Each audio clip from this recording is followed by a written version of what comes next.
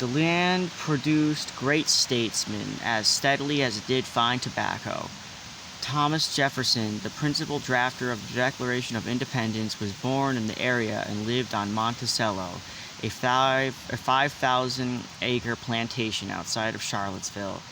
James Madison, the primary architect of the U.S. Constitution, was the master of Montpelier Plantation, 25 miles north of Charlottesville. They and James Monroe, who lived on Highland Plantation near Monticello, would become three of the new nation's first 5 presidents. The Virginia planters created something else that endured: the University of Virginia, known as Mr. Jefferson's University. Jefferson founded the school in 1819 after retiring from public life. He designed its legendary campus, which a poll of leading architects and critics would one day call the proudest achievement in American architecture. When Jefferson was a student at the College of William and Mary, he had chafed at a role of religion and clergy. Jefferson resolved to infuse his new university with the spirit of European Enlightenment, one not, quote, afraid to follow truth wherever it may lead. The University of Virginia soon became one of the South's leading institutions of higher learning. Its lecture halls, libraries, and students' residences filled up the young minds pursuing Jefferson's forward-looking ideals. By earlier 20th century, the University of Virginia had grown so large that Charlottesville was hardly recognizable as the agriculture and transportation center it had once been. It was now primarily a university town whose leafy neighborhoods were, as one guidebook observed, quote, undisturbed by bustle of commerce. Carrie had grown up in the middle of this rarefied intellectual world. But her family had never been a part of it. She belonged to what scholars would call the Southern poor white caste. Carrie's people were a step up in the social hierarchy from blacks, who were relegated to the bottom as a matter of law.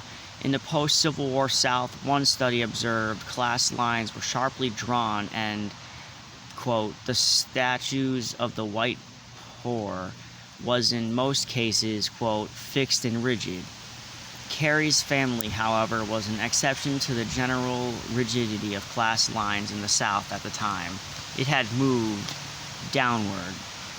Before the Civil War, Carrie's paternal grandfather, Fleming Buck, had been a property owner and slaveholder.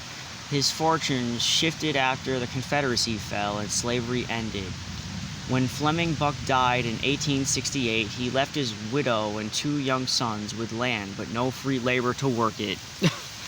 Carrie's father, Frank Buck, who was one of these 2 sons, left the hard-scrabble farming life behind to become a tinner. As it turned out, however, the prospects for tinners in the impoverished post-Civil War South were not much better than for hard-scrabble farmers. With low-cost metal flooding in from the north, tin prices were low, and Frank had difficulty making a living. Carrie Buck's mother, who was born Emma Adeline Harlow, belonged to another family with a downward economic social trajectory. Her father, Richard Harlow, was a farmer who worked his own land. Emma's mother, Adeline Dudley Harlow, died in childbirth, while Emma's father was alive. He eked out a modest living, but when he died after injuring his spine, Emma was left with little. She dropped out of school after the 5th grade, though she could read and write and had good penmanship. When Emma was turning 24 in 1896, she married Frank Buck. They were still married 10 years later, when Carrie Buck was born, but the marriage ended soon afterward. There was rumors about what became of Frank, including reports that he had abandoned the family. Records at the colony of epileptics and feeble-minded would later say Frank had been accidentally killed. Whatever the reason, Emma was left to raise Carrie on her own. Emma's opportunities for earning a living were limited. Times were hard in Virginia, as there were across the South, which still had not recovered from the Civil War.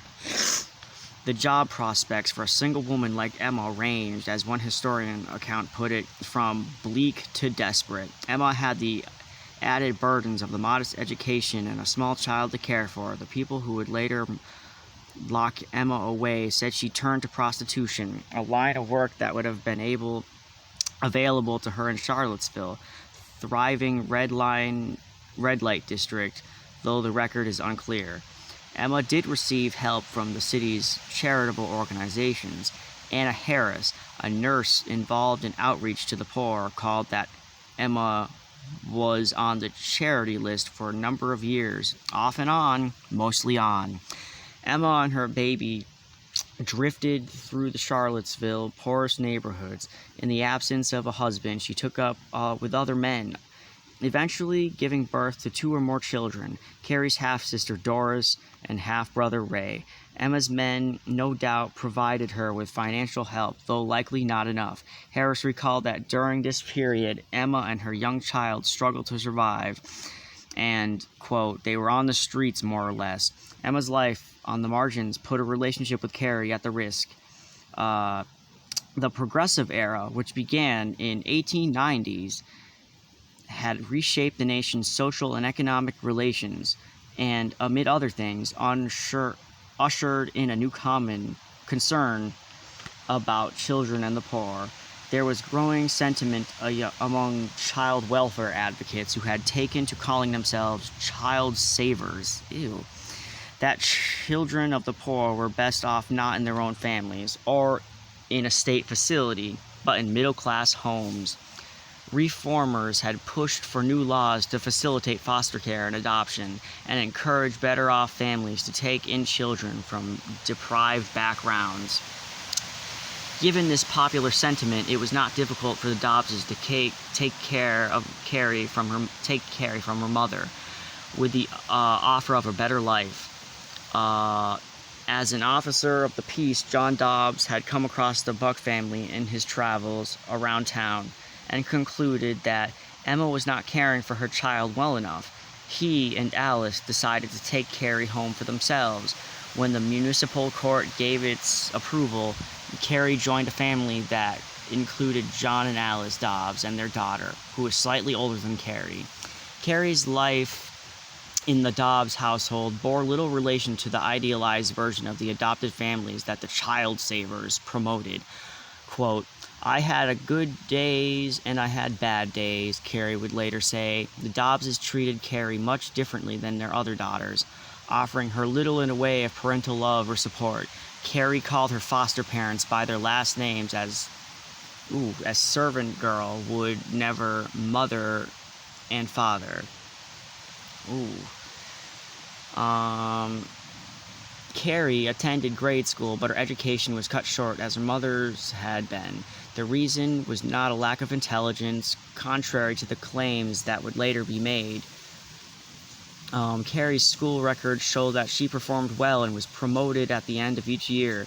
Though she occasionally got into trouble for writing notes to boys, Carrie was far from delinquent. She had proceeded from grade to grade without incident and had left school only when Dobbses removed her, likely so she could do more housework. Well, that's nice. Her last teacher marked her down as very good deportment and lessons. It was not unusual in the early 1900s for poor children to be put to work, particularly in the South.